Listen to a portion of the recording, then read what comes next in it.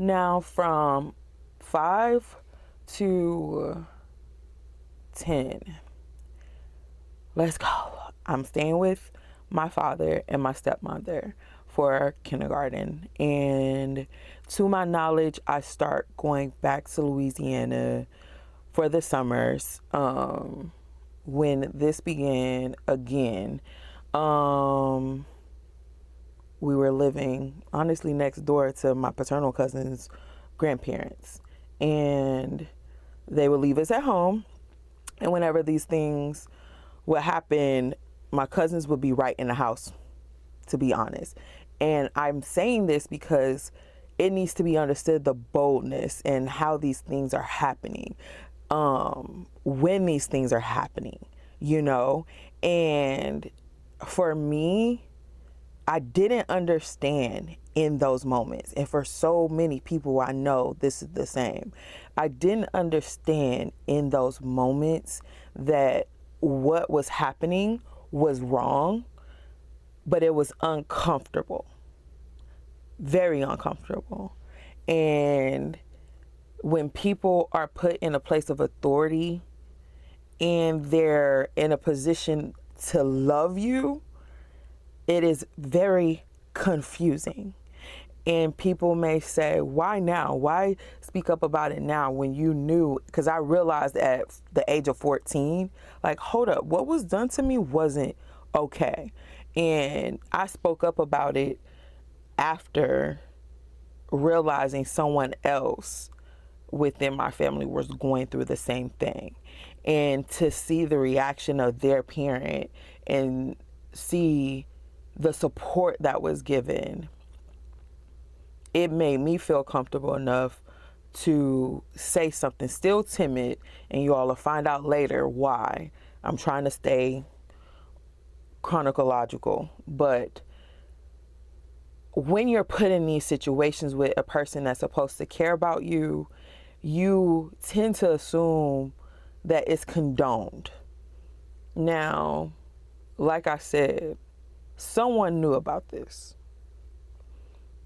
Whether things were moved around for other reasons and told for other reasons, someone knew about this. And for it to be known in real time and for it to be told later and nothing was done about it messes with a person's self-worth. Because as a child, your world is your family.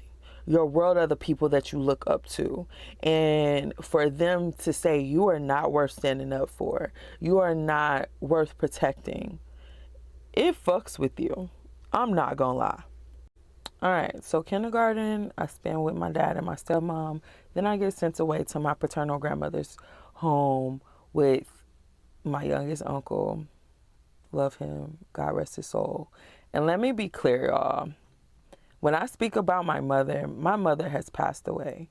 A lot of people don't understand why I'm so numb when it comes to her death. It's no anger. It's if I'm not able to deal with my own feelings, how can I deal with the death of someone who wasn't present, the death of someone who hasn't been around?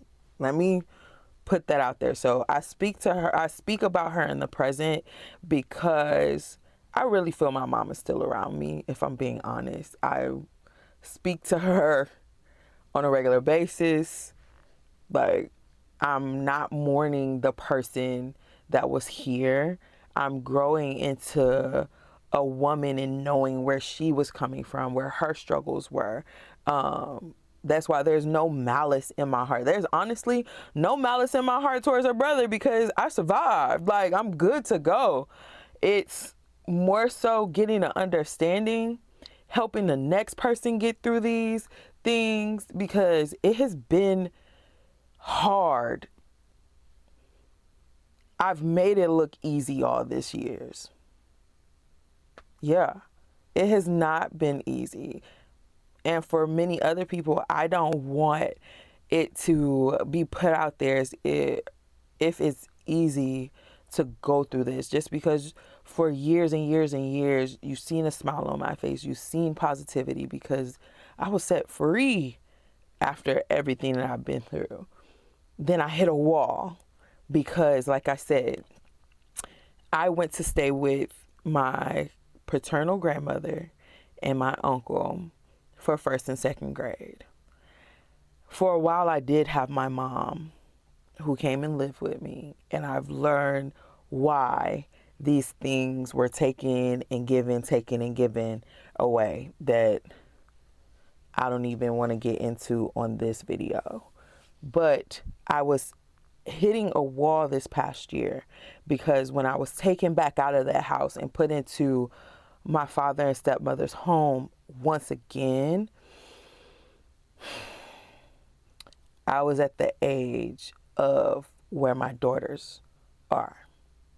So now when I look at my babies and I say I could never, ever put you all in situations that I was put in. And I don't think even if I had them as a teenager that I will be able to do those things. I wouldn't. And it's sad. It's sad that so many people are probably currently going through this right now. So many people my age are probably stuck. So many people are probably still actively going through being abused mentally, physically, and emotionally. So I say this to anybody who may have hit a wall like I did.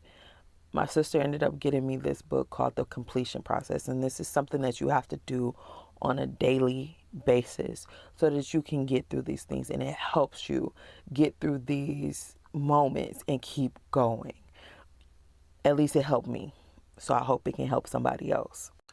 All right, y'all, so now I'm back in the house with my father and my stepmother for third grade. I have no idea what I did. I did something at school. I can't remember what the hell I did at school, but I was about to get my butt whooped for that. I ended up getting sick, so they couldn't whoop my ass about it. And I ended up, my punishment being no television.